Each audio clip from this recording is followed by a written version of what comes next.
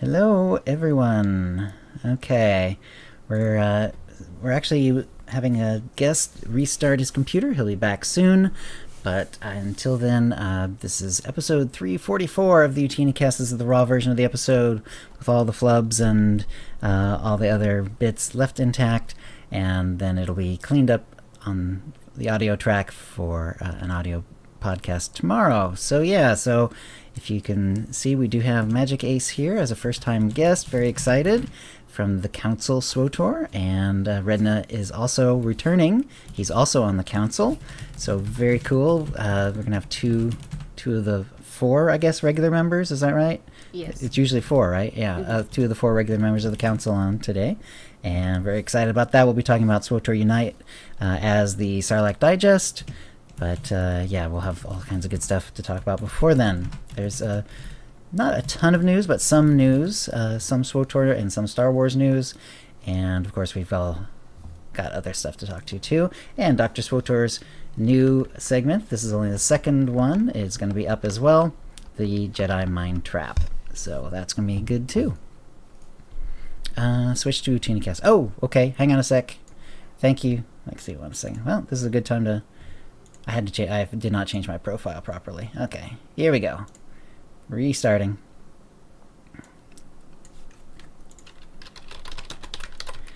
All right, hello everyone. This is Chill again, but this time on the proper channel. And we're gonna be. This is the OotiniCast episode 344. This is the raw version of the episode with all the flubs left intact, and then we will edit the audio track and put it out as a podcast tomorrow. So we have one guest already on, Magic Ace from the Council, and then we've got Redna, also from the Council, who is returning as a guest. It's been a little while, and let's see, so yeah, I'm now on the right channel. It seems to be streaming fine. And yeah, I appreciate that, Liba. So yeah, so Redna had to restart his computer. He had some sort of freeze up, and he is going to be back on in a moment, and then we'll get it going. So, yep, in fact, there he is. All right. This may or may not have happened a few times for us on the council.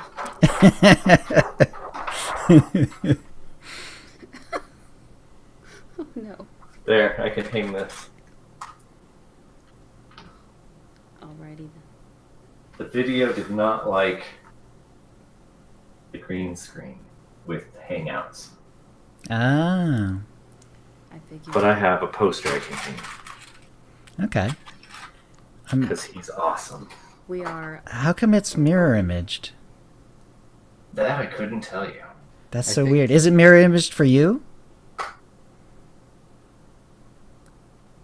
Does it look like a mirror image for you? No. Wow, that's weird then. I wonder what's causing that. Because it might be a webcam setting or a hangout setting. Yeah, it must be. I guess it's got to be one of those two. It's flipping it left and right for some reason. Or Redna's in the beyond, and we're getting a live feed from there. Like, if I'm holding up my own, it looks. I think it looks normal. Wow, that's weird. I'm trying to find something that I can like put up to the camera. Let's see. No, Yeah, I'm reading. It says Blender. Okay. Yeah, yours is straight. Huh. So for me, it's on Hangouts. It doesn't it's say hubby? perfect, but then. No, That's says backwards. Yours is backwards. So It says, yeah, it looks like a, yeah, because it's script. It looks very messy, but you could tell it's a word that ends in H, a capital H. yeah, it's hubby. I'm the hubby. Weird. Okay. It's reading backwards, man. It must be something about it. I don't know. Okay. It's just Redna. He's the content. Yeah, it's got to be like a streaming thing or something. I don't know what it is, but okay. Red, do you have Audacity rolling? No. Okay, go ahead and get that going, and then I'll we go ahead don't and get that get the show going. We don't get that epic wrinkling from the poster? Darn.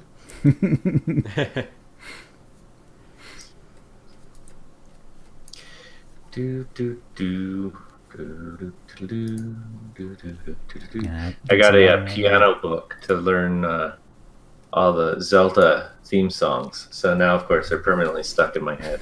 That's awesome. I bet they are. Yeah, that sounds like fun though. On the topic Okay, of I'm reverse, recording. every Thursday morning, I have this interactive conversation thing in my classes. After I film my video, I have to create a selfie with my webcam. Instead of looking like all professor-like, I have my tie, I have my dress-up shirt, but I'll like do silly things like have a magic wand, and I'll try to like pose and add sparks and stuff to it. But I always am like moving it right, and then the picture's left, and I can't. I can't do it. It takes like 10 minutes just to get a nice picture because I don't reverse it in my brain right. Or wrong. I'm going to turn up the desktop judging. level since some of the people are saying on the stream that everyone else seems to be really low. So I'm thinking it might be because I have the desktop audio a little down. Go ahead and if everyone could talk a little bit, and we'll just make sure if the audio sounds good. Talk. Talk. A little bit. Talking just a little bit. Magic, you still sound a little quiet. Could you turn up your Move gain? my microphone just a little bit closer, but be prepared. It's going to be loud for a second, I think. Right. Okay. Cool. Go ahead and talk a little more. Testing. That seems reasonable. Sound. Yeah. Okay. I had this paper like right next to my microphone, so as I moved it, the paper was like, my bad. Excellent. So everyone's Audacity's rolling. We're ready to go? Yeah. Sure. I want to ask the chat before we start, though. Can you hear me if I'm talking like this? Someone just let me know. Fiona was earlier saying that you were quiet, but let's see what they say now. They can now. It's fine. It's a little better, yeah. All right, I'll do my best, everyone. I'm perfect. Tell her Big that is every- beautiful. You meant to tag talk. All right. I'll get going here, and let me take a little water, and we'll go in 5.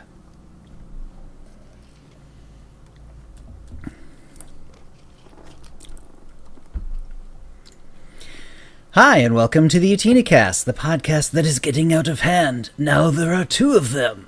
This is episode 344, being recorded on Thursday, October 4th, 2018. I'm your host, Chill, and with me is my co-host, Dr SWTOR. Hey, Dr SWTOR. Hi, Chill. Let's do this. All right, and we have 2 guests today, a first-time guest and a returning guest. First-time guest is Magic Ace of the Council SWTOR. Hey, Magic Ace, how you doing? I'm good. Thanks for having me. Excellent. And so the council is on YouTube. Do you also do it as a regular podcast as well? Yes. Our podcast has been a little more successful than our live streams, but that's fine. People are busy. Yeah, it's awesome. That's awesome. Yeah, we're live stream first. It's actually centered around being a visual live stream medium before anything else, and then we do back it up on YouTube and podcast format. That's cool. All right. So Magic Ace, let's know a little bit about yourself, what you do in SWTOR, and what you like about SWTOR. Well, let's see. In a condensed version, since I'm not the only one here, basically I heal with everything. I've been playing Star Wars since free-to-play launched. I got to do a smidge of the cool stuff, but I lost the first account, so I don't have any of the cool titles anymore. I got a second account when free-to-play launched. I started playing on that. I was like, what can I do that's not super important and I can shoot lightning? Someone's like, you should be a sword killer. I'm like, boom, got it. So my first character that I rolled on that account was a sword killer. I've been hooked ever since. I am now a Nightmare Raider, and I routinely and almost always use that exact same Sork as my heals. I also Merc and Operative heal. Just not as good. Don't tell anybody. It's my secret. Personally, I love the story content. I'm only in this MMO because it's Star Wars The Old Republic. Mm-hmm. I'm obsessive about The Old Republic. So if there's Old Republic something, I'm there for it. I have all the old comic books, and I have the old games. It's kind of my jam. So basically, long story short, I love Star Wars The Old Republic, and I love to heal. So this was right up my alley. Oh, that's excellent. That's excellent. And is the Council your first podcast? It is. So I had never even streamed. I only started watching Twitch or anything like that just a few months prior to me actually joining the council. I Wow. had never really even seen anybody. The concept of somebody watching someone else play a video game was supremely strange to me. I didn't know there was like arenas where people made money doing that stuff. I had no idea. My husband was watching people. I'm like, what are you watching? And he's like, it's Twitch. And I was like, what are you What's that? watching? Yeah, I'm like, I don't understand. So he made me sit down and watch it with him. And I got super jealous that he had all these people he could watch. And whenever my YouTube people weren't putting out videos, I had nothing to watch. So I followed SWTOR on Twitter, and Twitter sent me to Sakari, and I found Sakari and started watching him, and then I got into this world. Nice. And now I'm on a podcast that I absolutely love, and I'm doing cool stuff. And I'm meeting great people, which is like the best, I think. Yeah, that's one of the best parts, isn't it? Mm-hmm. I totally agree. All right, well, welcome to the show. Exciting. And welcome back, Redna. How you doing? It's been, gosh, well over a year, 2 years now, something like that. So you've been doing. I don't know. 3? It's Yeah. a long time. Yeah. But you did It's a Trap podcast for a while, and I understand that's on hiatus, but you're also on the council now. And of course, you're also a father. So lots of exciting stuff going on. Yeah, 4 months in. I started sleeping Congratulations. a week ago. Yeah. Oh yeah. That's a rough period of time until they learn to night sleep. So Well, it's actually been, fortunately, we've been ridiculously blessed. She's incredibly happy, just Aw. laughs and giggles constantly. The only time she ever fusses in the least is when she wants to eat. It's just she hasn't learned how to go without eating for more than 3 hours until this week. So. Yep. Yeah, that's how they are when they're super young. Yeah, they just need that energy all the time. They have no reserves essentially. So, yeah, and they're growing like crazy. So that's great. Yeah, that's for great. sure. Yeah. So And she's got my 5 head, so life is really good. Are you sure it's not poor baby?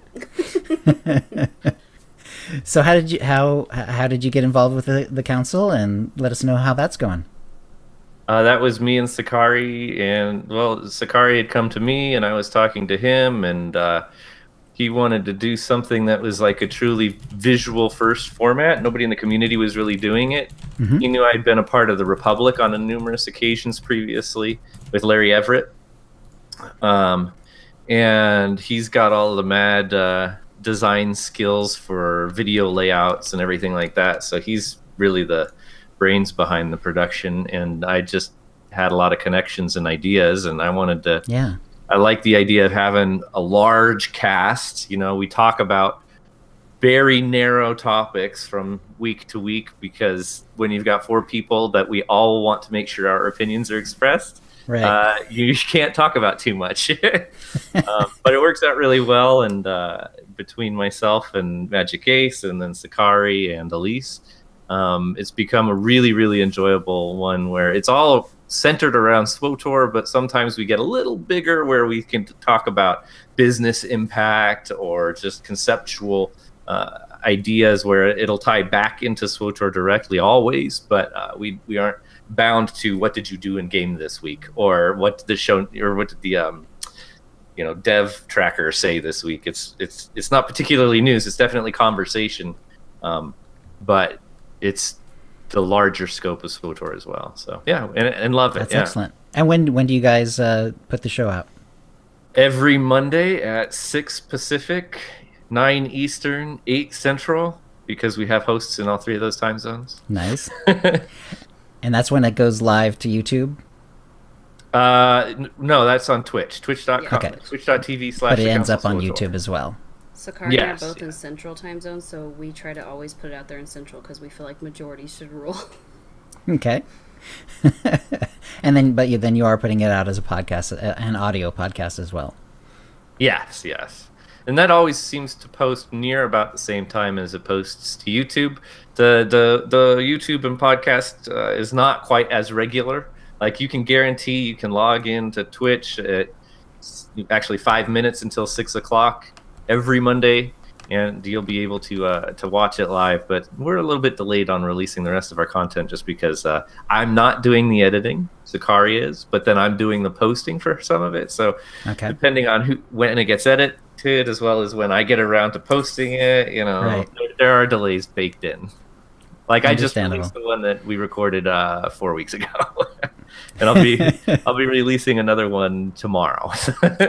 Okay. So, How about in game? What are you doing in SWTOR right now? uh, I guess the biggest thing is why we're here, right? I have to make a character on the other American server and get it up to max level so that I can do operations content. You are welcome.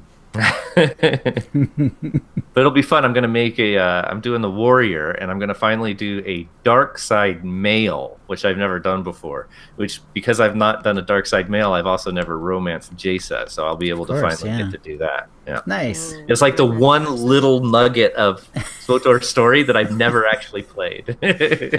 Perfect excuse. Perfect excuse. Excellent. All right, Dr. SWTOR, what you been up to? Well, I've been trying to do a lot of the organizing stuff for SWTOR Unite, so Magic Ace and Redna can probably attest that they got a survey from me, and that was kind of fun doing another SWTOR survey, but it had about 100... Yeah, yes, you were. It had about 120 fewer questions this time, so you're welcome, everybody. And so we're organizing the team. I'm trying to figure out, do we have the 16 people, and do we have the right number of tanks? It looks like we have the heals covered, and getting everyone organized, how many melee DPS and how many range DPS are we going to have, so that on November 10th, when we go to make that 16-man team, we don't have that awkward, poor planning moment where it's like, wait, we have 12 people and we're all Marauders. So, because that would be the worst ever, as you might know when I dig into Marcus and his love of Marauders across all the other content I'm involved in. So, we did do the second episode of SWTOR Psych Talk. So for people who might miss the last episode of OotiniCast or aren't following my YouTube channel, Psych Talk is where I got Marcus from Working Class Nerds and AIE Guilds to create a sorcerer, which he always plays a marauder. And so it's a story he doesn't know. It's a play style he doesn't know. And I'm running around with him in my level 70, 248 geared main sorcerer. So I'm running around Korriban just watching his cutscenes with him and chatting with him in Discord. And I'm really putting my dissertation to the test by seeing if, just by talking with him in game and watching his conversation tree choices and also the way that he plays, if I can conclude after 10 or 20, however many episodes we do where I feel confident, can I identify his personality type by the way he plays? So I don't know if that's going to be successful, but we're 2 episodes in, and it's actually way more challenging for me figuring out how to explore some of those ideas because he's just trying to do all the Korriban stuff, and I'm all like, how do I ask him about SWTOR but in a way that explores this thing or this thing or this thing? It's been some really fun conversation. And so that sounds really cool. That's it's kind of experimental. It really does sound like you're really stepping out there and doing something very unique. Yeah, I really have been wanting to do this for over a year. It's just about figuring out how to make it work and have it be something that I would actually want people to watch with their free time or like in the background when they're at work. Because that's when I tend to consume things, either podcasts or the YouTube channels. Mm-hmm. So as far as playing SWTOR and the content, our Goonies Never Say Die team has been dabbling in a little bit harder content, and we're really just trying to create our chemistry and beat things that we haven't beaten together as an 8-person team. So even we might have beaten one of the operations before on story mode, but only 6 of us were there when we were forming. So we're going back and just making sure that all of us are at least at the story mode level on all the fights. And that's been really fun to see our tanks get that chemistry for how to communicate and who tends to go left and who tends to do the off-tank stuff. And working with Dekion and Fiona, who do our guild update. They're in the team too, and I've really enjoyed building friendship with them and healing with Fiona, which is a lot of fun. So that's what I've been up to, is just organizing SWTOR Unite, trying to put Psych Talk together and get our raid team going places. Very nice. What have you been up to, Chill? Well, let me do a shout out to the chat room, and we got a bunch of people here. Apple, Bad Apple Zero, Anu, Andean, No PvP, Bugman 613, Commander Root, Double Trouble, Dekion's here, You and Fear here, Galen 65, Gator Skull 1289, Interlag 0S, Kidley, Liberoha, Magic Ace is here, Magic Hubby is here, Mr. Dave, Not 47Y, Prodle, Racevan, Rebel Corn Chip 701, Recipe Derps, Arjar 75, Sakadir, Siskike, Slow Cool, Snakefinger 3, Squitchy Twitchy, Starry Saber, Sinwolf 69, Tank Mife Golf, VNK, Virgo Praz, and Zamzam are all here. Hello, everyone. Lots of people today. Wonderful. And let's see, before I get into my actual week, I do have a report from Fiona, our guild emissary. And unfortunately, the way it's set up, I don't think Redna or our guests will be able to hear this, but the stream should be able to. So here we go.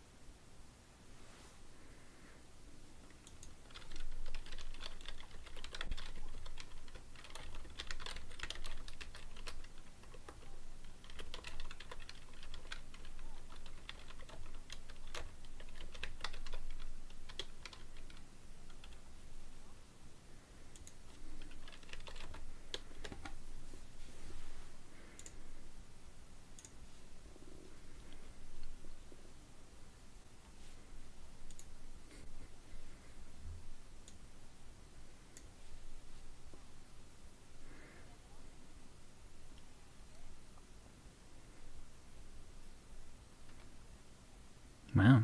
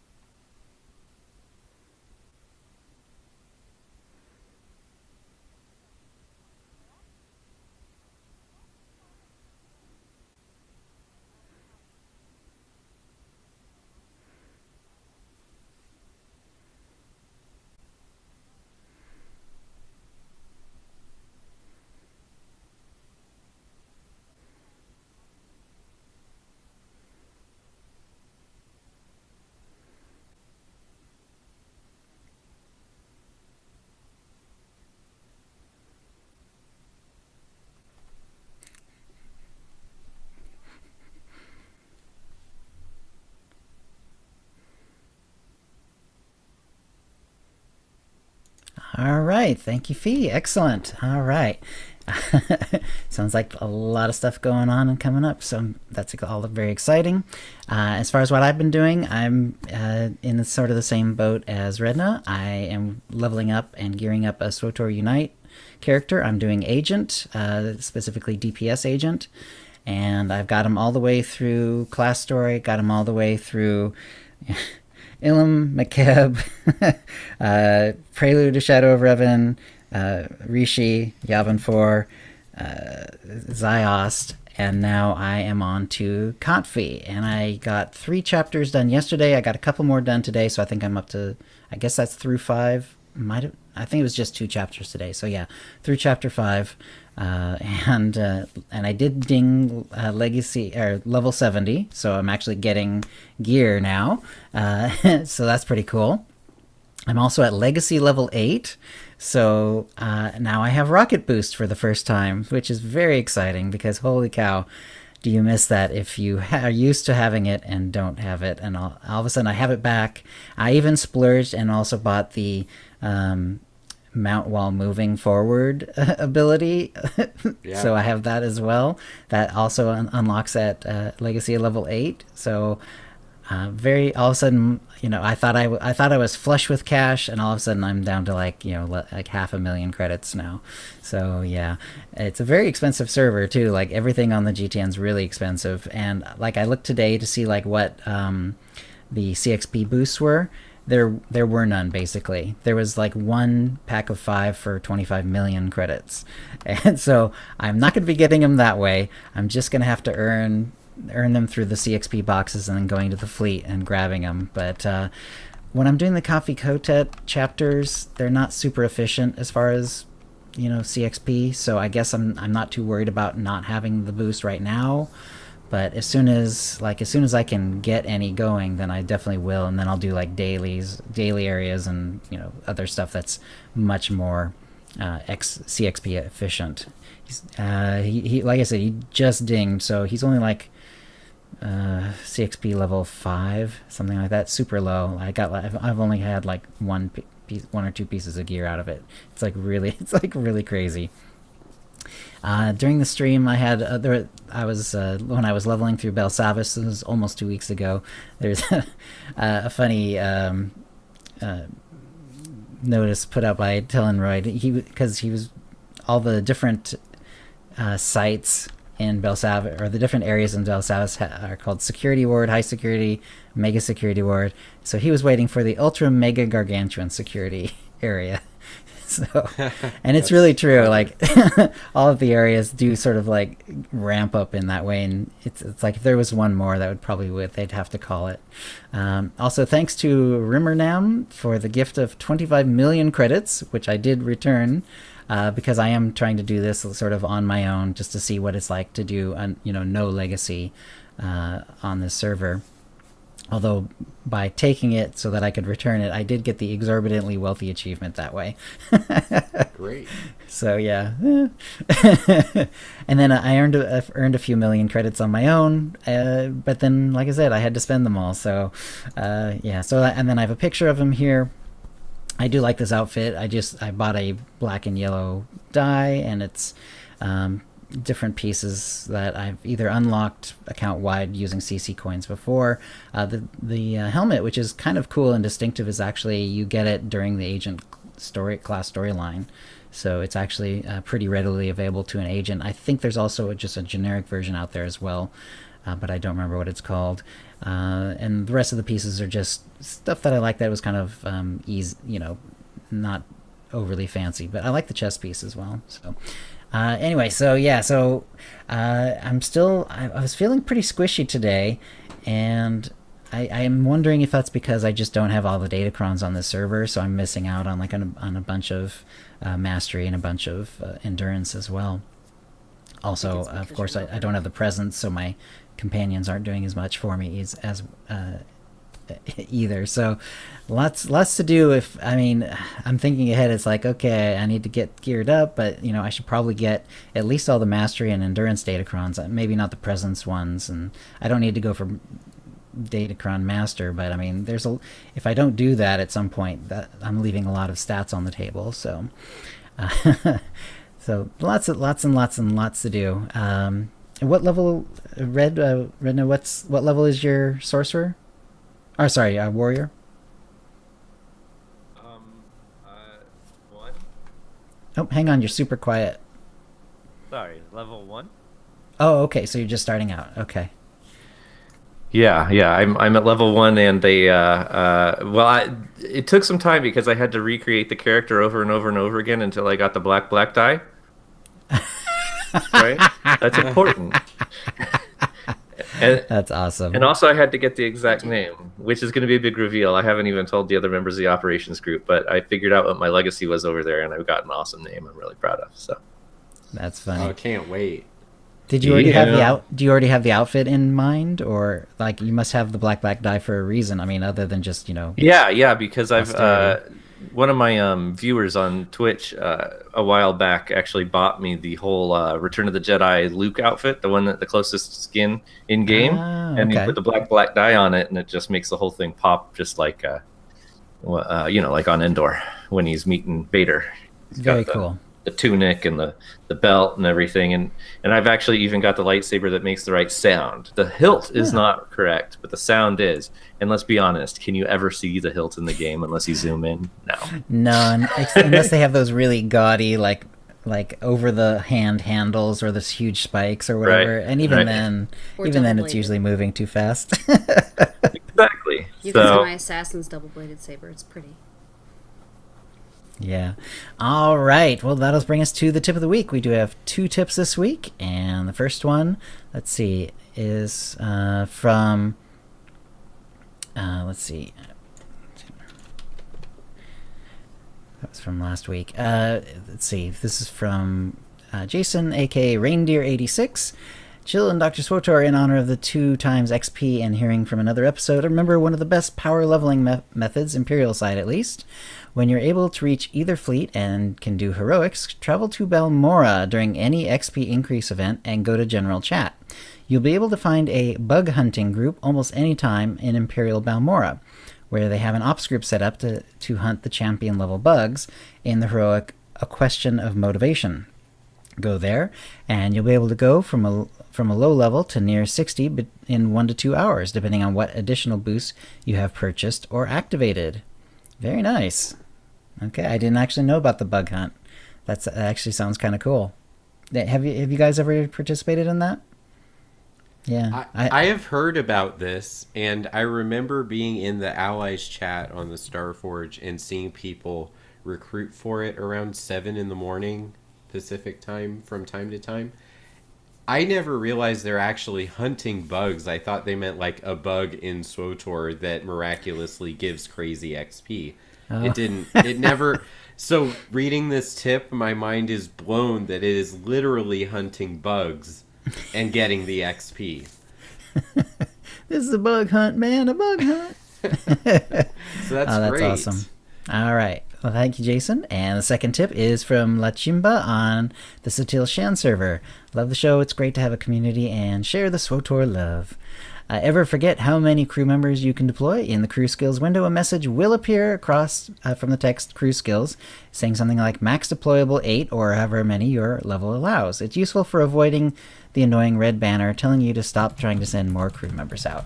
Pretty simple, but it's true and it's there. It's been there that way for a good long time. I think they altered it at some point.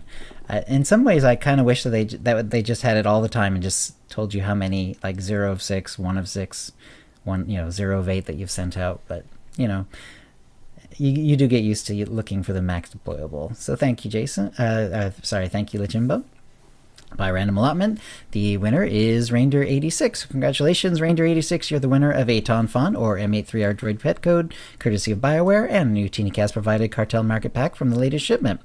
And if you'd like a chance to win the same, please send your tips to OotiniCast@gmail.com before the next show. And that will bring us to the Jedi Mind Trap, the second Jedi Mind Trap. Take it away, Dr. SWTOR. All right, so this week I was spending a lot of last week trying to figure out what should the second question be. And I wanted to do something that explores what makes people play together in SWTOR. And so this is a really good group to have today because we have 4 people on the podcast, 2 guests.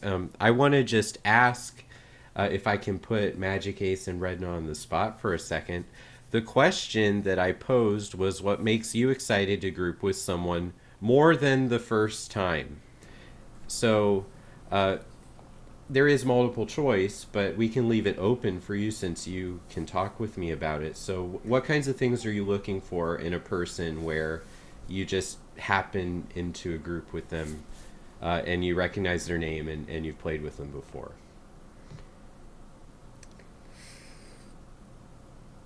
Money. Money. I'll do it for money. Okay. I don't understand, Redna. Okay, so you don't like grouping with people unless there's something in it for you? Am I interpreting that right? Like, what do you mean there? Who pugs? What's the purpose of that? Someone the first time. I guess. I wonder how many years it's been since I played with someone the first time. Magic Ace might have been the most recent one, a little over a year ago. Okay, so I brought him into my nightmare group as a pug DPS, and he stayed. Wow, good job, Redna. That sounds like you did quite well for yourself. Not at first. No. Okay. So they were just being He was the nice. carry at first, but he fixed it. In the Nightmare Raid group, they brought me in with 236 gear. It was great. My DPS did not keep up. Yeah, that's rough. And the stupid CXP process prevented me from getting gear for a really long time. But that's okay. Yeah. I think we've all had that experience. I think they fixed it a little bit to where that's not the case, but it was terrible for about 10 months. Yeah, exactly, you 10 months. You just gotta know how to farm the components, because then it doesn't matter how many crates you have. That's what I've had to do. I have way too many ults to worry about grinding CXP to get crates. Yeah, I'm really excited to hear that we're going back to the days when playing the game doesn't get you the gear you need to play the game. Go buy it. Woohoo! Right. I participated in a survey for somebody who's using SWTOR as their college project, and I'm going to look up that name. I think the name is Patrick Coleman. He reached out to me this week, so shout out to you. He was asking, one of his questions was, what's one thing you would change about SWTOR? And that was actually my answer, is that when you win something, you get gear that makes it so you fit into the thing you just beat.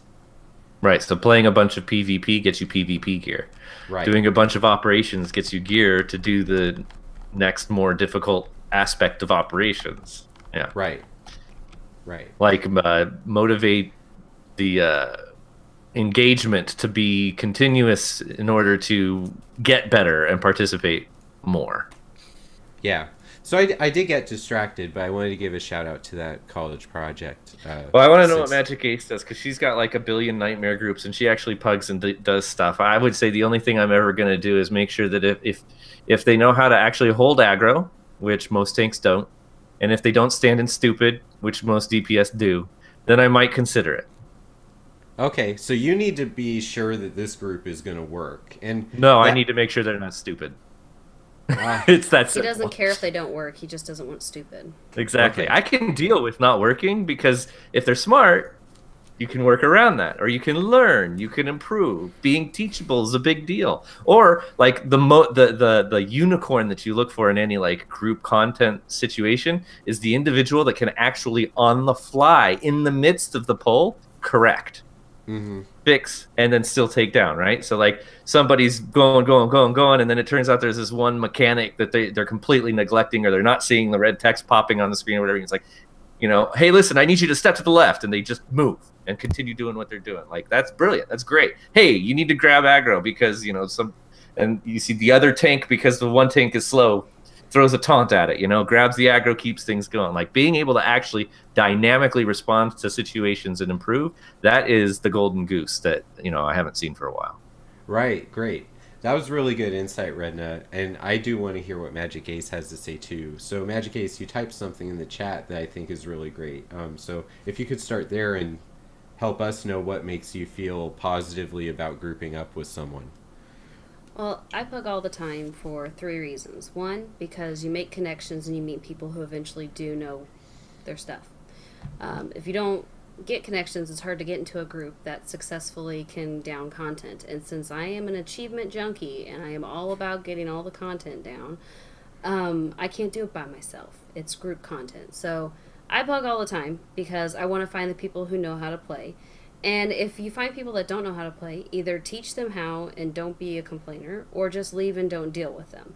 And mine completely hinges on my mood, because I'm a mom. I got 2 kids running around all the time. I'm constantly busy. If I don't have time to teach someone, I'll just type in chat, be like, I'm sorry, I can't do this time. I'm going to go ahead and step out. You need to get someone else in here who can help you out, or, try it yourself. Most of the time, though, I'm very able to help people. And I love helping new players because that just reinforces my constant thing of, no, the game's not dead. Because there's always someone who says that. Yeah. So new players encourages me. I want to help new players. So I group up because it helps me connect. It helps me not to lose my edge. And then also just, CXP doesn't hurt. And I like helping people. So it's good for me. So since both of us seem to love playing sorcerer heals, do you think that your role changes the way that you feel about playing these pug groups? Yes, because when I DPS, I always panic because I don't feel like I can trust the other healers. Like, I don't feel like I can trust the healers healing me. Or if I try to bring a merc or an operative, I feel like I need to have a sorc I can trust because I've carried a lot. I've been carried. Not saying like I'm super heals or anything. Right. But I have to bring in a DPS class that has no off heals. Otherwise, I get too distracted and I want to do like a save heal or something. And I can't DPS the way I should. It's really a difficult balance for me. After this many years, you'd think I'd be able to get it. But I guess I've just been ingrained that when I see the red bars get to a certain level, my panic kicks in because I'm like, how come they're not back up yet? What are you doing? It's not that I don't want to trust other healers, but I've died a lot, so I don't trust other healers. Right. So it's not intentional. I've had this feeling, too, that perhaps healers have the best ability to cover up the mistakes of other people. So I don't know if that's true, but I'm just kind of brainstorming with the group here. If you're a tank, you can do your job well, but you can't necessarily stop the group from stupiding you out of victory. I think healers have a better job to erase those mistakes. Even to the point where you can extricate someone who's standing in fire if you're paying attention. Which I do often. Right. But as a tank, you need the DPS not to stand in that fire, and you need the heals to cleanse the thing. And you're locked into doing your job. The DPS are locked into doing their job. The healers are kind of micromanaging everybody's job. Or maybe that's just me having that perspective because I'm a healer. Anyway, I want to get to the stats here. We had 128 people answer this question. And by far and away, probably because of the game we play, the leading answer at 61% was having a good attitude makes people feel positive about playing with another person more than once. 2% of the people, so literally 2 or 3 people who participated, said hold noobs accountable. And, Dekion kind of jumped into Twitter and he spilled the beans a little bit and gave a really good piece of insight. And I just said, spoilers! So he was smack talking. That's what they enjoy, basically. Exactly. And I was just, I've been in groups, we all have been in groups where there's just this ultimate, supremacy that a person is oozing out of them. And, the group is failing and it's completely not their fault because they were born in this game. They were born on Korriban. There is no way that any of this mistake is them. And that's good. I mean, if you're nailing your part, then you're definitely contributing to the team's success. But I think a lot of people who play this game don't measure success in terms of getting that XP when the final boss dies. I think a lot of people are more casual and they're looking to enjoy their time playing. And I enjoy my time playing when the boss dies, when a mechanic is learned, when we get a better percentage on that boss. But that's a progression advancement kind of mindset in the psychology of playing, whereas other people might be more social or relationship oriented. And then the other percentages kind of back up this relationship and casual play focus. They want to see a good sense of humor, which is definitely helpful when you're getting, getting your faces melted by all the things they're throwing at us. And then know how to play. So we do appreciate when we're in a group and people seem to know what they're doing. So, I just thought that was a really interesting thing. It brings out a lot of things about the attitudes and feelings that people experience when they play online games. I actually linked a journal article that really connected with some of the things in the follow-up conversation on Twitter that I was feeling. So, if you are contributing on Patreon to the show, you get the show notes, or if you can have those in the notes when you download the podcast, you can try and Google that article. I don't know if you would want to read it, but there's all kinds of different ways we play. That's what these mind traps are about. And thanks everyone for voting. Thanks Redna and Magic Ace for chiming in. That was really cool to see all of us having this different perspective. And Chill, what do you think about when you end up in a group with new people? Like, what's important to you before we move on? Oh, sure. Well, when I answered this question, I ended up really being torn. For me, the first time I'm with someone, I want them to have a good attitude, because I'm willing to bring someone along who's new to the game or whatever, as long as they're pleasant to be with. But that's not what the question is asking. They're talking about more. You're talking about more than once. At that point, and this is what I answered, was know how to play. Because if I'm going to play with someone regularly more than once, then at some point I'm glad they have a good attitude. That's, for me, that's more baseline. And then I'd like to play with someone who knows how to play the game.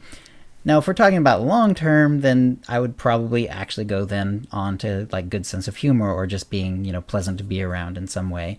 If I'm gonna pug, or not pug, but at that point just group with someone long term. At some point, personality comes back into play. But if you're talking about excited to be with someone a few times more than once, for me, then I'm really happy to be with someone who really knows their role, really knows how to play the game, and is just kind of ready to rock and roll through whatever content we're working on. All right, great. I also wonder, in the aftermath, if me saying hold noobs accountable, there is a negative connotation to me using the word noobs, like I'm saying the player is looking down on the more inept members of the group. Try to explain that concept in fewer than 20 characters. That's what Twitter gives me to work with. But I also was trying to aim for a very specific vibe with that. So maybe the words I used might have made only three people brave enough to click it. But I think that this is pretty indicative that we want people who are going to be a positive contributor, either by their play or their attitude, or what they type. So I'm really interested to follow up these findings with the next mind trap. So Chill, we can go about our business and move along now. All right. Well, that'll bring us to the holo feed. And let's see. First of all, 593 was moved, but it has now dropped. It came out on October 2nd. More importantly, for the future, the double XP event, it's both double XP and double CXP. That's been moved as well. So it's going to start on October 9th. It's going to go through October 16th.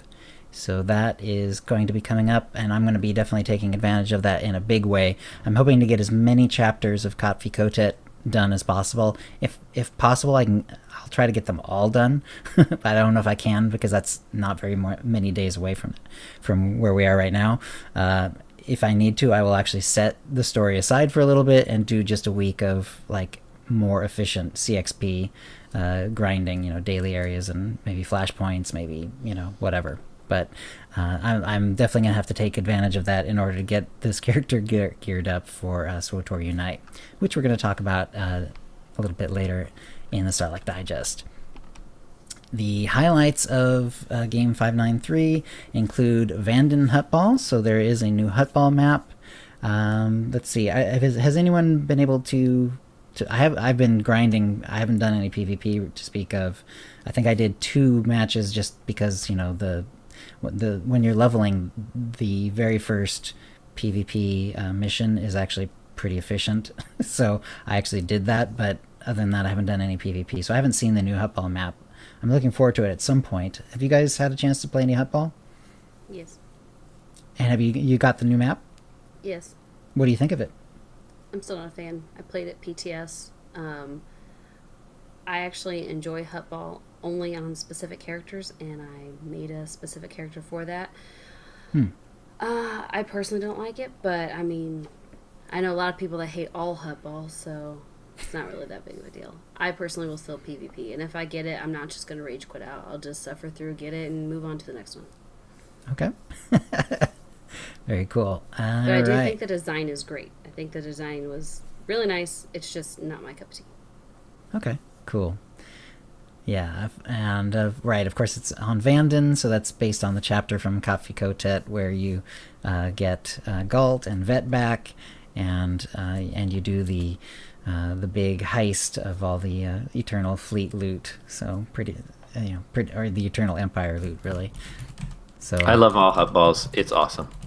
That's your favorite. Have you seen the Vanden one, Redna? Oh yeah, oh yeah.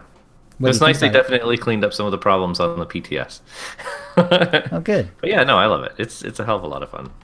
But you know, a lot of times when people don't have a clue what they're doing, it's actually a lot more fun because you can watch, people making mistakes while you run by them. I'm sure the first time I see it, I'll be making mistakes because I've not been able to do any of that yet. But I'm looking forward to it at some point. I don't know. It does seem to me that, and this is totally anecdotal and might be completely false, but I've also noticed it seems like people are spending a little more time actually trying to throw the Hutball, which is deeply satisfying. It's not really satisfying when you're stunned nonstop and you can't even make it like a foot and you already have to pass it. That's just my opinion. Right. Yes, that's true. But then again, I usually play sniper, so I don't try to hold the ball at all. It's grab and toss as fast as I effing can. Double tap, double tap, double tap as I've got somebody targeted because it throws the target. Done. Yeah, exactly. Right. You have one big roll that you can do, and after that, it's trouble. All right. There's some general, updates and bug fixes. There was a change where free-to-play players can now chat freely in groups and guilds. I assume that was one of the things they implemented, not just because it was free to play and therefore you're supposed to pay in order to sort of open up the game, but I think that one they did a lot of the chat restrictions, I think, to sort of like tamp down like the credit sellers, but apparently they figure they can, if they make it available for groups and guilds, that's going to let the real free to players actually do some chatting with people they're actually playing with, while hopefully not making the credit sellers too obnoxious. Rooftop Garden in Manon Stronghold had a bug, but now it's accessible again. Ranked and unranked Warzones now have separate queue buttons inside of Activity Finder, which is nice. I actually, when I was queuing up for the Warzones, like before this dropped, I was actually having some issues like getting to the right queue. It actually wanted to default me to ranked, even though I was still leveling up. It was a little awkward. Let's see. Players can once again enter the PvP areas of Ilum as a group. There was a bug on the Sky Carrier main deck, but now large hooks are again selectable. Let's see. The Overlook inside the Rishi Stronghold returned to its normal pricing of 1.5 million credits. I'm not sure what it was priced before, but it was certainly expensive, whatever it was. So let's see. And characters that use a server transfer will have their solo and group rating reset if they're above 1200 rating. So I guess some people were using that as like a way to maybe get a higher rating on a server where it's hard to get a high rating or something. Or maybe that was a concern. That is so much outside the box thinking to accomplish that goal. Yeah, I can't believe they locked that down. Yeah, they must have just had some people like maybe on smaller servers or something, grind their PvP up, get a really high ranking, and then go to another server where that ranking was, more valuable or harder to achieve. But anyway, and small yield target for conquests is now down to 170,000 from 200,000, which is kind of cool because it'll make it easier for the smaller guilds to make their conquest goals. Yeah. So that's always nice. Anything that gets people excited for Conquest and playing different content, that's great. Mm-hmm. And let's see. In general, in PvP, critical hits may now be shielded. So this has been coming for a long time, and it should make a good difference for the tanking characters, because forever in SWTOR, shield was considered, like a trash stat. You tried to avoid it as much as possible. You'd mod out of it and everything, and just because the shielding wasn't doing nearly as much as it was in regular PvE content. But now crits can be shielded, so should be a lot more valuable. So that'll be interesting to see how that shakes out. Let's see. There's Focus Burst if you're a Jedi Knight Guardian, but there's versions for the Sentinel, the Sith Juggernaut, and the Sith Marauder. The Focus Burst will no longer cause other players in PvP to have unintended forced movement. I have no idea what that exactly was, but interesting. And then for the Consular and Inquisitor, Shadow Stride now has a quarter-second global cooldown to prevent an issue when this ability was overlapped with other movement abilities. So that was just sort of a way to get around some sort of bug that was cropping up once in a while. Same thing with the Scoundrel, the trick move / hollow traverse. It also now has a quarter-second global cooldown. So that will affect my agent that I've leveled up. I haven't I've had hollow traverse now for a while. I haven't really noticed this the last couple days, so I don't think it's really affecting the way I play. Let's see. And finally, the Mercenary and Commando. Let's see. There's a Masterful tier utility called Threat Sensors for Mercenary and Suit FOE for Commando. They both will now increase melee and range defense by 3% as intended. Apparently that wasn't working correctly. So, all right. Not too much else to really talk about here. There's basically some bug fixes and a little bit of balancing in some flashpoints, and the operations, especially Gods from the Machine and the Ravagers had some bug fixes in them, and apparently so that will work better, hopefully. Let's see. Were there any of these other ones that grab any of you guys?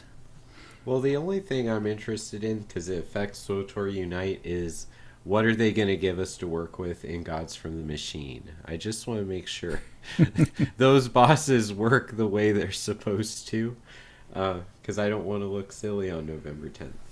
Right. Last time I went in there, there's nothing in these notes about Nahut, but there were some weird things that I do not remember being part of story mode happening in the Nahut fight, so that does not seem to be addressed, so maybe I just need to up my game and learn to deal with things. But my class is not affected by any of the show notes, so go sorcerers. Awesome. One other thing that it does affect me. Mm-hmm. Oh. One other one that I think is kind of worth mentioning is that in war zones, using the interactable objects in Ancient Hypergates and the Void Star will now automatically remove a character from stealth. I thought that was pretty much the case anyway, but there must have been some side cases where it wasn't happening. So anyway, that's always the way it's supposed to have been, I believe. And yeah, so that'll be good. And then there is going to be an upcoming Cantina live stream on October 11th. This is the one that was originally, they had to cancel the New York one because of the new rules due to the events at the Madden mass shooting in Florida a few weeks ago, where now BioWare and EA, they're looking at all their security standards for live events. So instead of having the live event or a live event at the New York Cantina, instead they're doing a Cantina live stream. That's going to be October 11th, and they're going to be talking about a bunch of stuff. So we're very excited to hear about that. So that's in a week. But there's also going to be at least something about the player communication in the latest roadmap. So basically someone said, hey, what about that player communication stuff about the latest roadmap? And Eric just said, yeah, this should be coming up in the Cantina live stream. So we're going to have a little bit more information on that in a week. So pretty exciting about that. And then one bit of regular, just general Star Wars news that I thought was worth talking about and that is the new TV series. Jon Favreau is going to have a new TV series. This is going to be on the live Disney streaming service that's coming up at least late 2019. The exact date is not known. Jon Favreau is going to write and executive produce an original live-action scripted Star Wars TV series, and it's going to be called The Mandalorian. Quote, after the stories of Jango and Boba Fett, another warrior emerges in the Star Wars universe. The Mandalorian is set after the fall of the Empire and before the emergence of the First Order. We follow the travails of a lone gunfighter in the outer reaches of the galaxy, far from the authority of the New Republic, Favreau shared in a post on his Instagram account. And Disney is developing multiple live-action Star Wars TV series for its upcoming streaming service. Designed to rival Netflix, the platform will be the exclusive home for Marvel feature films and original series, as well as Pixar and other Lucasfilm properties. So far, only Favreau's involvement in one of the Star Wars TV series has been revealed. Wednesday's announcement offers a closer look at just where the new Star Wars TV series fits in with the franchise. And just today, we now have a picture from The Mandalorian. And it's very classic Mandalorian armor. I have it in the show notes. Very cool looking. It's sort of, it's a little Old Westy. It's more Boba Fett, I'd say, than anything as far as the armor goes, although the helmet is a little more Jango, so it's kind of a mix between the two in some ways. But overall, it has more of a Boba Fett feel to me, and it definitely has sort of a rough and ready sort of looks, a bit of almost like an Old West feel in some ways. The armor is very weathered. It's very sort of banged up. It's clearly, well loved and well used. And yeah, so some people are speculating. I put this out. I put some copies in the show notes from an article online from /film.com where they're suggesting that it might actually be on the planet Mandalore, which would be cool. They've also heard that the show will be either 8 or 10 episodes, costing an estimated $100 million, which places it near the top of the list of the most expensive shows in history. For example, the 6 episodes in Game of Thrones' upcoming final season are said to cost around $15 million each. Another thing that we found out is some of the people who are going to be involved. So we have Taika Waititi, and that's the filmmaker who did Thor Ragnarok, which was a very interesting, one of the more interesting Marvel movies for sure, and a very good one. Bryce Dallas Howard, she's the daughter of Ron Howard, and she directed, let's see, Howard's made a huge name for herself in front of the camera over the last decade and a half, but she has aspirations to move behind the camera like her father, which is exactly what Ron Howard did, of course, in his career. She has directed 4 short films, which have played film festivals, and has been developing feature projects. She directed the Lucy segment of the TV movie Call Me Crazy, a 5-film, and did an episode of Vanity Fair Decades.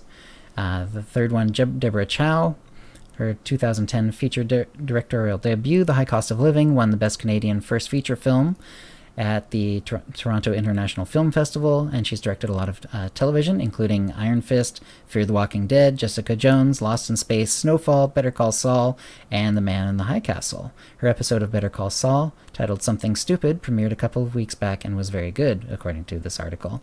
Dave Filoni, who, I'm sure pretty much everyone knows, is from Clone Wars and Star Wars Rebels. He's the showrunner. He's pretty much the guy when you talk about those 2 shows. I mean, there's a lot, obviously, it takes a ton of talent to do all those shows, but he's kind of the linchpin for both of those shows.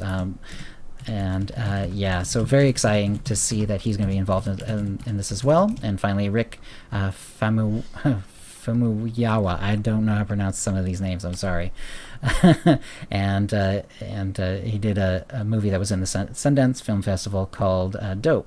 And so this is very exciting, and for people who already know about Star Wars, then Dave Filoni is clearly like the name that jumps off the page. But everyone there seems like there's tons of talent there and tons of love, and that's going to be a very exciting show, I think.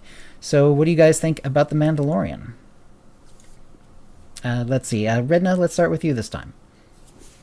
Filoni's going to be involved. Mm-hmm. I'm less interested. That's unfortunate. No, I don't know. I was a little bit. I was hoping it would be something more like what we didn't get from the live action that Lucas had been working on. You know, what was it, level whatever from Coruscant, the underbelly of Coruscant. I would have liked to see something like that. We'll see. We'll see. I mean, the two Mandalorians he mentions are the two least known as actual Mandalorians, other than the fact that they showed up on the screen for a few minutes. Mm-hmm. I would have much preferred that he mentioned, heroes like Sabine. At least she's one of the few interesting things to come out of Rebels, particularly in the later seasons. But I'll check it out. I'm looking forward to seeing something. I respect him as a director a lot, Favreau. I think just on that alone, I'm going to be eager to see it. I hope it's a little grittier, maybe a little less Disney, but then again, this is Disney, so maybe it won't be. We'll have to see. It's just, if Mandalorians are going to be your focus for the series, I just hope that this is more high school and older than it is elementary school. They don't need to be swearing. They don't need to have blood. But I do want them. I mean, like, Mandalorians are, fulfill your contract. That is like the heart of their character. Honorable, and I'd like to see a little bit of a harder edge to it. So, but we'll see. Well, they can swear in Mando. No one needs to know. That's true. What do you think, Magic Ace? I have very unpopular opinions about new Star Wars content coming from Disney. So, in order not to make hate mail start coming to you guys because of my opinions, I will say that I will probably, I guess if this is part of the new Disney stuff, like their Netflix rival, I will probably try it for a month or two, watch a few things. But I really can't imagine that I'm going to keep giving them my money when I'm a hater. Yes, I know. I'm a hater. I drink the haterade. I don't like the new stuff. I don't like it at all. It ruined the characters I grew up with. So I can't imagine I'd be giving them all my money when Kylo has not been. Okay. So I'll probably watch it once. I don't know if I could stick with it. Okay. I'm fair salty. enough. Doc? Well, I'm excited for anything that's new in Star Wars.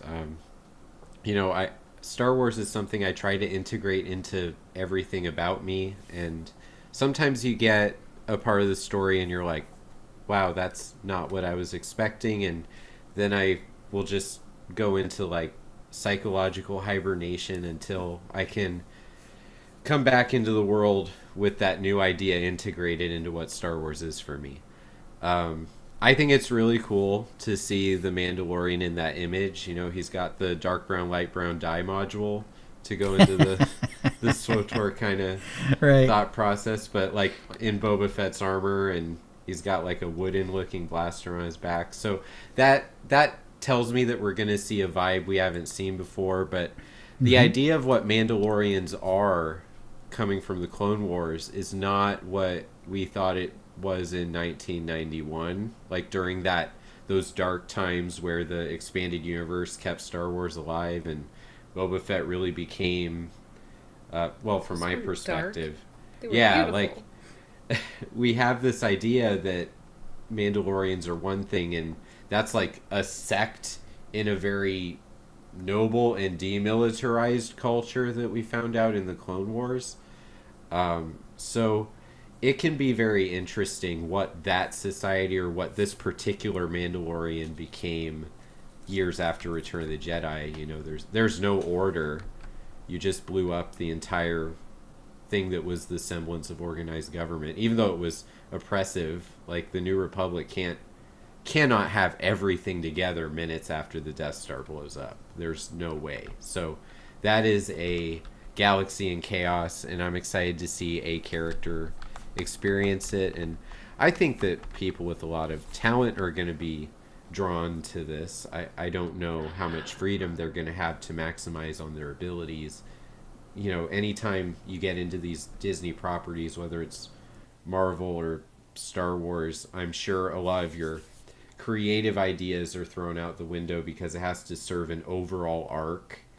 And any story we tell has to fit the Clone Wars and Rebels and A New Hope and through Return of the Jedi, and then it can't contradict how characters would wind up 35 years later in The Force Awakens. So it's a puzzle, and The Mandalorian, though, shouldn't threaten too many pieces of that puzzle unless they deliberately put them there.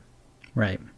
So I think that it's a lot more safe than doing a story that's about, like, the Winter Soldier being a younger version of Luke, but older than Luke. Like, if they did a Luke story, that would be really problematic because it has to fit Yes. You're gonna have people thinking, well, 5 years after Return of the Jedi, I've always imagined that Luke was getting ready for Heir to the Empire in the Thrawn trilogy. So you just ruined my childhood. So The Mandalorian shouldn't have all those strings, I don't think. Well, actually, what you just brought to my mind is the fact that this could very well be the Clone Wars, right? So this is the Mandalorian, the guy outside the law, outside of the whole peacekeeping and gun fearing and the shunning of all violence of the Mandalorians from the Clone Wars, right? Because they abhorred violence. They had their little terrorist sect that was like what we had known in the 90s, but they were, pacifists. So maybe that's what this is going to be about, is a group of pacifists and one lone gunman. Maybe. Yeah, I can imagine this going to bring in a lot of revenue. Well, yeah, you're going to have people subscribe every month, and the number of people who will want to see it will create a nice boost. And if it's quality, they'll stay subscribed, and if it's not, they won't. So. Yeah, that heralds back to my comment on it. If it's really, really good, I could see myself giving money to it. But if it doesn't literally make me love it, I've got no other reason to be on that platform, so no. That makes sense. Yeah, I'm looking forward to seeing it. For me, it'll be, a lot of it will be like, what direction do they take the show, and like, what is the tone? Is it, what audience are they going after? So I agree with a lot of what you guys are saying. Yeah, and it does seem to have, I'm getting hints of, like Wild West, so I'm thinking there's going to be like some Western influence in there, so we'll see how much that ends up being true, but yeah, it's definitely something to keep an eye on. All right, that'll bring us to the Force feedback. We have a bit from Stardust Legacy, and let's see, Stardust Legacy says, "Hey, Chill and Dr. SWTOR, we're doing a community team for Extra Life again this year, 5th year running. Wonder if you could give it a quick mention on Utini. Game day is November 3rd, starting at 11 a.m. Eastern, and people are invited to come on play on Satel Shan, watch the streams and or donate. All donations go straight to the Children's Miracle Network for hospitals." And then there's a link in the show with some of the blurbs from excuse me, from JT Kidley and Stardust Legacy, and so you can check that out. And Red, are you doing Extra Life again this year? Yep. This is my 6th year, I think. I don't know. I started it with you guys, so. But yeah, I'll be doing it again. I think maybe for the first time I won't be doing the full 24. I'm getting old. Well, yeah, and you have a few-month-old daughter. That's pretty hard to punch out 24 hours in a row when you've got that to deal with too. Exactly. It's a lot of fun, and I enjoy every year being able to actually raise money for a good cause. It's like one of the things that makes me feel like my gaming career is not completely selfish. Right. All right, then. That'll bring us to the Sarlacc Digest, where we go over the issues for 1,000 years, or until we run out of time. And we're going to talk a little bit about SWTOR Unite. Now, of course, we've talked a little bit about it. Red and I are both leveling characters to get ready for the operation. This will be November 10th, and so it's not that far away. It's a little over a month away. And Dr. SWTOR, you had some things that you wanted to say about SWTOR Unite. Yeah, I just wanted to have a couple members of the team that are not me and Chill join us. So, again, from the beginning of the episode, thanks Magic Ace and Redna for spending some time with us. And what we're trying to do here is raise awareness and talk about what exactly it is and what we're doing to get ready for it. So, my role was this was an idea that I've had for a really long time, even before I was a podcaster. This is something I've always wanted to see. It came out in conversation a couple weeks ago when I was talking with Marcus before we did a Psych Talk episode. And Marcus happens to be, very involved in all the other podcasts. And it turns out can talk with all these people that would be on a team like that. And then it became a real thing. So I'm really excited for it. I think it's going to be a lot of fun to stream and have all the different personalities. And then as we get through each boss, spend some time highlighting the different podcasts and giving the microphone to different people to lead the conversation. That's how I envision it. But we have to have characters. So I just want to, we've talked a little bit about what you're doing, Chill, to get ready for it, because it is on the Starforge, because majority rules, and it turns out most of the podcasters, I guess, were on the Starforge anyway. So that's one logistical issue we're trying to overcome. So let's start with Magic Ace. So I just want to, give you a chance. Like, what do you think about this idea? Like, what are you hoping that it's able to do for the community and things of that kind? Well, I guess mostly I just think it would be great to pull together people from different chat rooms, different streams, things like that, all to come together. People that don't know each other, that have something common. They watch or listen to someone who plays Star Wars: The Old Republic. They can help meet connections, like have more connections that way. Like I said, that's why I pug, make connections and whatnot. A lot of the people that I pugged with end up being group members for me for raid teams and stuff. So hopefully this is a great, not only eye-opening thing like, oh wow, look at all these people who produce content for this game. It could also be a type of thing of, hey, look at all these people who raid and like to do these things. I would like to get in on that as well.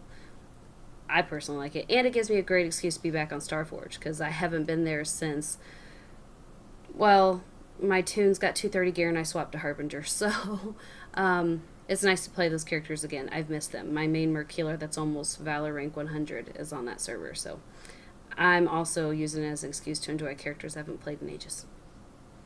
But mostly I just hope that the community comes together and connect.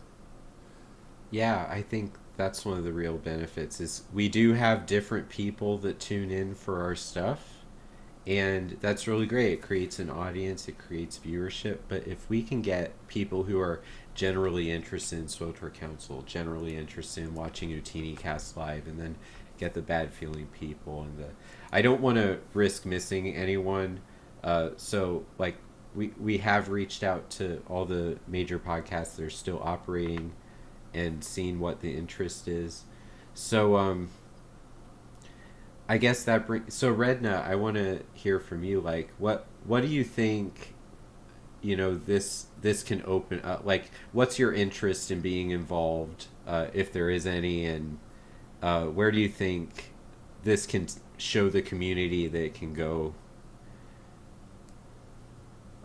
Oh, I guess His headphones are off. yeah, I wasn't looking at the screen, so I can direct that question somewhere else. What's the question?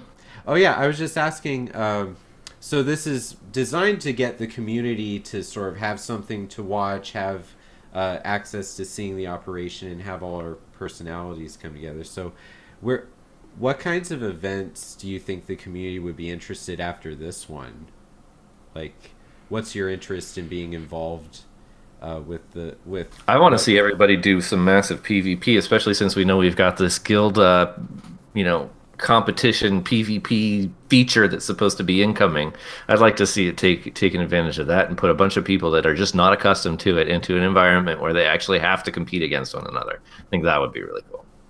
Yeah. Or just take it the new giant Rishi stronghold and do some serious like 20 versus 20 PvP or whatever. Like, that would just be fun. But Right. I think there's a lot of room to expand this idea to all the different play modes. Just the operation was the first thing that came to mind, because when I'm streaming and I'm doing Gods from the Machine, that seems to draw the most interest these days. Mm-hmm. People want to see those bosses die, and I guess it doesn't happen that often. So I hopefully love we can killing do Skyva. it. I don't care about Isaacs. I really enjoy Skyva. Yeah. I still am not entirely sure everything you're supposed to do with Skyva, but I know what I do tends to work, if that makes any sense. Yeah. When my husband and I pug that group, he ends up tanking it and I end up healing it, and we end up being the only 2 people left because we know what we're doing. But we still end up downing the boss. So Yeah. that's my favorite one. Yeah.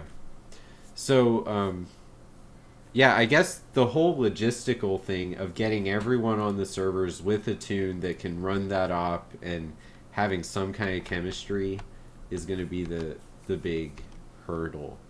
So, you know, as we're getting closer and closer, Red Nor, Magic Ace, or, you know, Chill 2, what do you think the next month is going to be like getting ready for this event for you?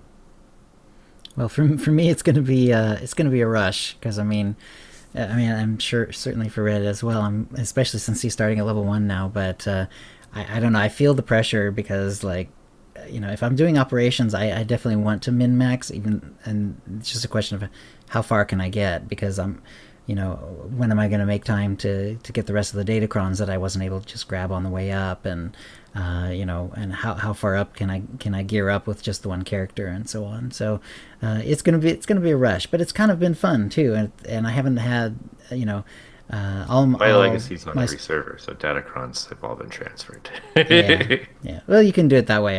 That makes it easy. So. And I could have done that, but I don't know. I just wanted to try this from scratch. So for me, that was part of the fun. I'm considering transferring a character. I really think I'm going to farm Nim Nefra a few times, get some components, some easy components, craft some augments, and send them over there because my tunes have gotten like no love. I have an operative healer still in 220 gear. Oh man. So I'm thinking I'm gonna do some work and then transfer the character over, and not even play that character, just so I can have the components and augments for the other ones. Yeah, I'm getting kind of desperate. Well, if it gets to November 9th, we all know we can get 1,000 cartel coins in our account and fix the lack of progress that we've had during October. I currently have 1,000 and I'm not spending it, even though I want to unlock some stuff. I'm like, no, I must wait for transfer. All right, so I guess the final question that I can think of is, you know, what are some other things that you can think of that would help the community to sort of, you know, say we're here to kind of show the game's not dying yet, that it's still got people very interested in it, that's got people that log in every day. Like, so where do we go next after this op?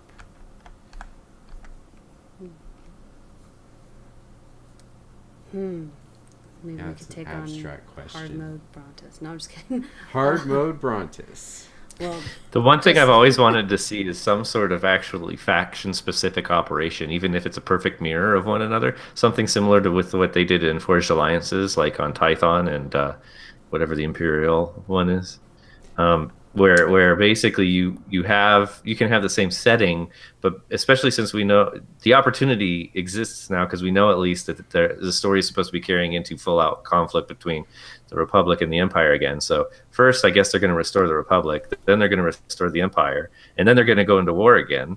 But you know, I'm looking forward to. I would like to see an operation where legit, like, I go and actually fight people in the Empire.